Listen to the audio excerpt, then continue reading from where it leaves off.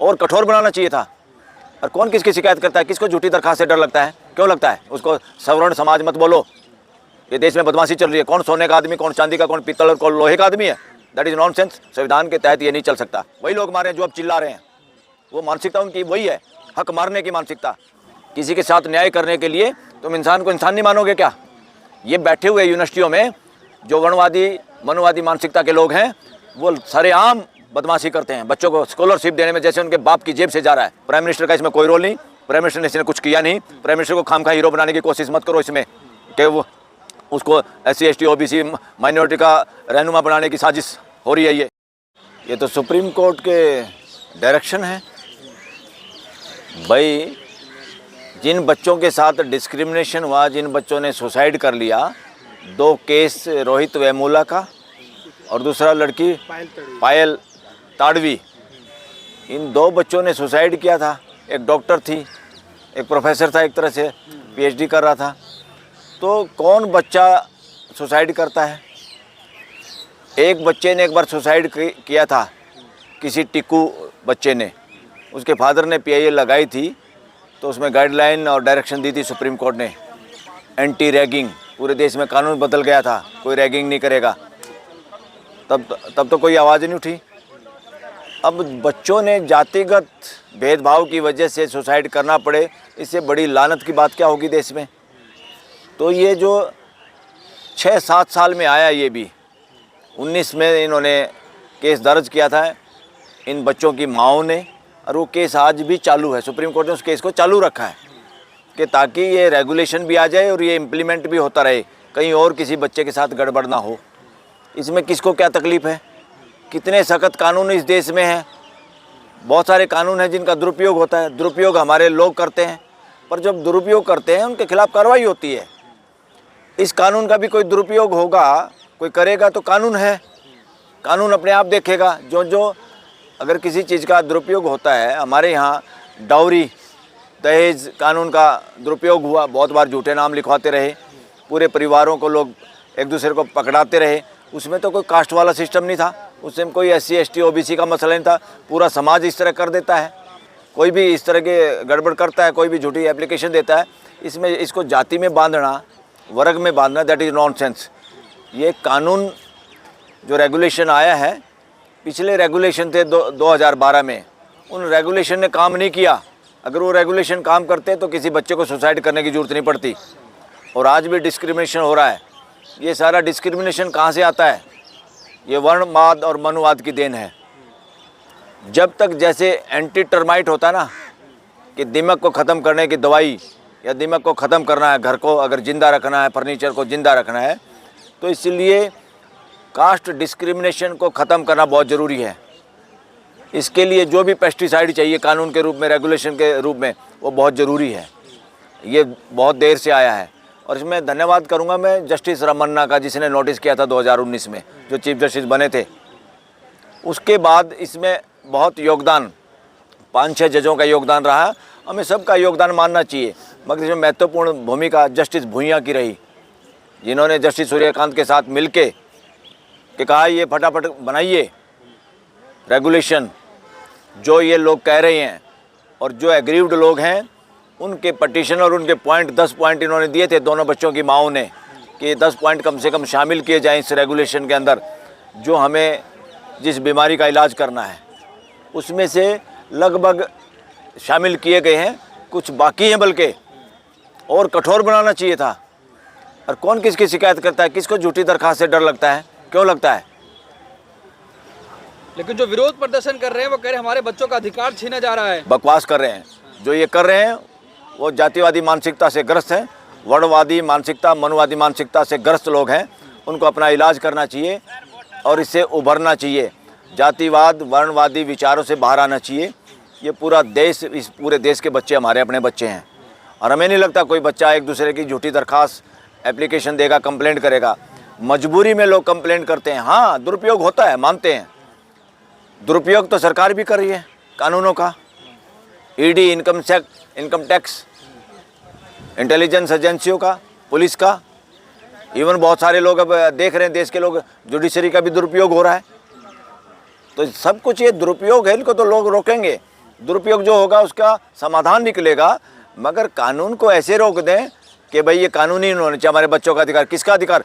इस देश के SC ST OBC और गरीब समाज के बच्चों का हक मारा जा रहा है। वही लोग मारे हैं जो अब चिल्ला रहे हैं, वो मानसिकता उनकी वही है, हक मारने की मानसिकता। और इस देश को हक मारने की मानसिकता से बीमार जिसने बनाया है उसका नाम है वर्णवाद, मनुवाद।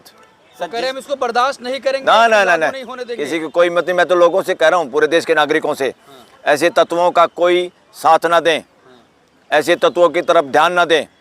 इस देश का SC ST OBC माइनॉरिटी समाज ऐसा नहीं है कि देश में किसी के खिलाफ वो जानबूझ के कंप्लेंट करेगा। कौन माँ बाप है जिसका बच्चा सुसाइड करता है अगर उसे जातिगत भेदभाव होता है?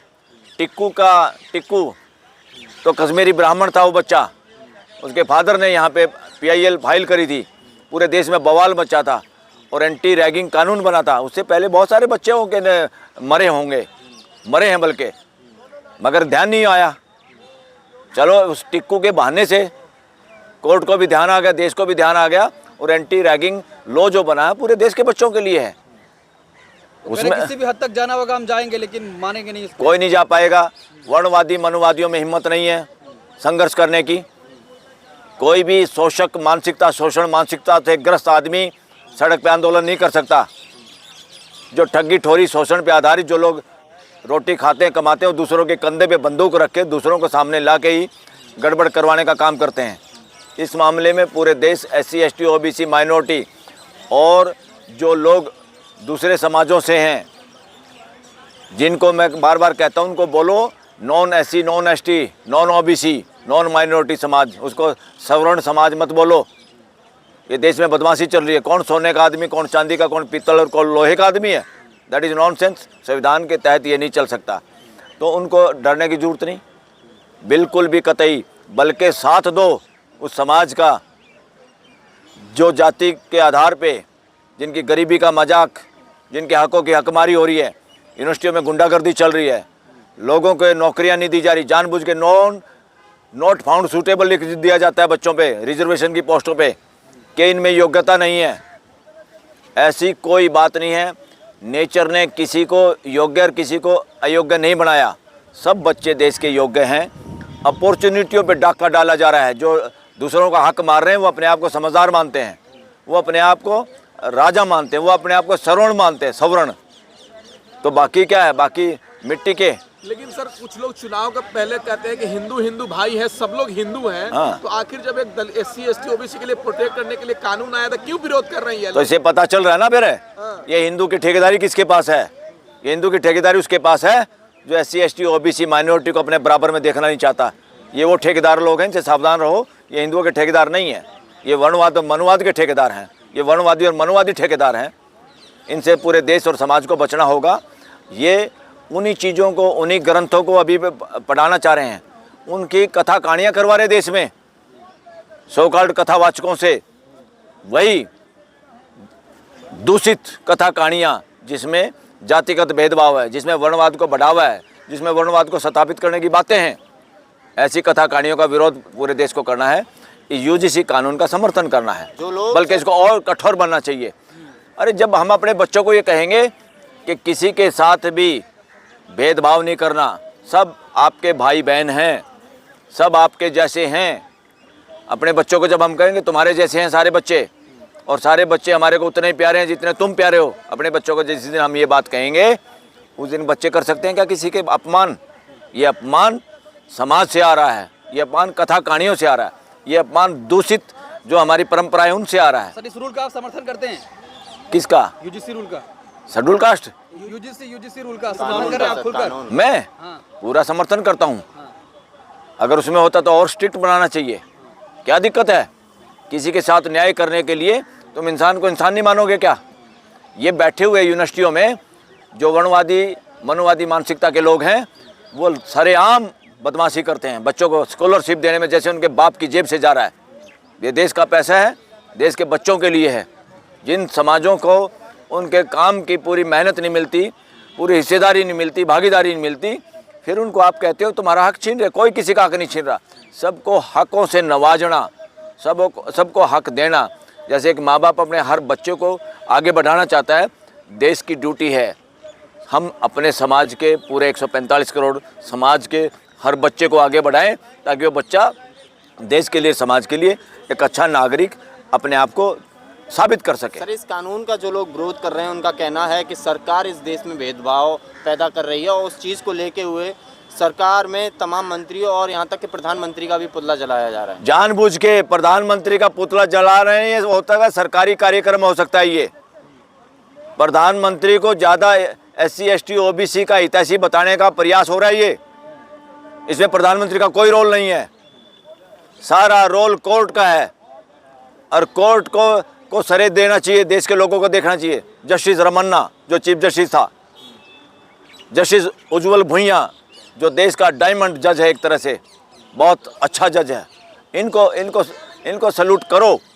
जिनकी वजह से ये कानून बनाया। ये किसी सरकार ने नहीं बनाया, किसी मोदी ने नहीं बनाया, ये मजबूरी है और देर से बनाया। 7 साल लग गए कोर्ट के भी धक्के खाते खाते उन 2 बच्चों की माओं को। ये माओं की वजह से ऐसा हुआ, उन माओं को भी सैल्यूट करते हैं हम तो। सर, सुप्रीम कोर्ट में अपील हुआ है इसके खिलाफ, क्या होगा? कुछ नहीं होगा। क्या होगा? कुछ नहीं होने वाला। ये सिर्फ ड्रामेबाजी है, ये जानबूझ के। नहीं तो समानता के लिए मेरे बच्चे से कोई स्कूल में भेदभाव करे, बर्दाश्त होगा क्या मेरे को? आप किसी के भी बच्चे को कोई भेदभाव करे, बर्दाश्त होगा क्या? हमारे साथ कोई भेदभाव करे, बर्दाश्त होता क्या? मानव जाति भेदभाव को पसंद नहीं करती, इसलिए और अस्तित्व में किसी ने ऐसा कानून नहीं बना रखा जिसमें कोई ऊंचा और कोई नीचा है या किसी को किसी का अपमान करने की छूट है। ये सारा का सारा इस देश में बदमाशी, गुंडागर्दी चल रही मनुवाद वर्णवाद की वजह से। और इस सरकार में तो, और इस सरकार के पीछे जो संगठन है वर्णवादी मनुवादी संगठन, अरे वो कहाँ चाहेंगे इस कानून को? ये कानून जो बना है तो कोर्ट की वजह से बना है, किसी नरेंद्र मोदी की वजह से नहीं बना। नरेंद्र मोदी बनाना चाहता तो कोर्ट में धक्के क्यों खाने पड़ते उनके माँ बाप को? 7 साल क्यों लगते? ये कोर्ट ने बार बार डायरेक्शन दिए हैं। UGC बार बार मना करने की सोच रहा था कि अभी हमने कोई टास्क फोर्स बनाई है जी, ये करेंगे वो करेंगे, तो कोर्ट ने कहा कुछ नहीं बनाना अब आपको।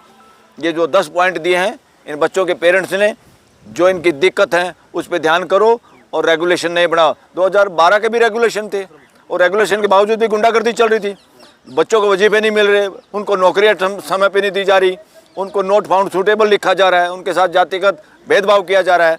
तो इसलिए ये सारा का सारा श्रेय वकीलों को, सबसे ज़्यादा श्रेय उन 2 माओं को जाना चाहिए, उन बच्चों की माओं को, फिर उन वकीलों को और उन जजों को जिन्होंने इसका संज्ञान लिया, जस्टिस रमन्ना ने। वरना पहले दिन को डिसमिस कर देते वो तो केस नहीं चलना था, धक्के खाते रहते, माएँ रो के अपने घर बैठ जाती। तो मैं देश के नागरिकों से, उन लोगों से भी ये विनती करना चाहता हूँ, भाई ये बताओ, आपका बच्चा और दूसरे का बच्चा, आपका बच्चा सोने का है, दूसरे का बच्चा मिट्टी का है, ये सोच किसने आपको दी? और कोई देश का बच्चा दूसरे बच्चे की शिकायत नहीं करना चाहता। हर बच्चा न्याय पसंद होता है, न्याय को पसंद करता है। अगर उसके साथ भेदभाव नहीं होता, उसके साथ प्यार से भाईचारा होता, तो कोई किसी की शिकायत नहीं करता। शिकायत तभी मजबूरी में लोग करते हैं। इसलिए इन शिकायतों से डरने की जरूरत नहीं। कोई झूठी शिकायत भी करता है, उसके बावजूद भी कानून में प्रोविज़न है ऑलरेडी। इस कानून में प्रोविज़न बनाने की जरूरत नहीं है। ऑलरेडी हमारे जो भारतीय न्याय संहिता है यानी IPC है, उसमें कानून है। कोई झूठी एप्लीकेशन देता है उसको सज़ा का प्रावधान है, जो झूठा एविडेंस देता है उसको सज़ा का प्रावधान है। तो इसमें कहाँ करने की जरूरत थी? कोई डरने की जरूरत नहीं।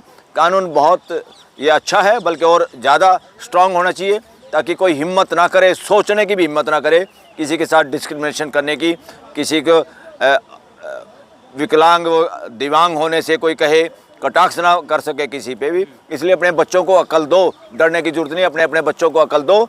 जो मनुवादी वर्णवादी मानसिकता के जो लोग हैं, जो विरोध कर रहे हैं और ड्रामेबाजी कर रहे हैं, प्राइम मिनिस्टर का इसमें कोई रोल नहीं। प्राइम मिनिस्टर ने इसने कुछ किया नहीं।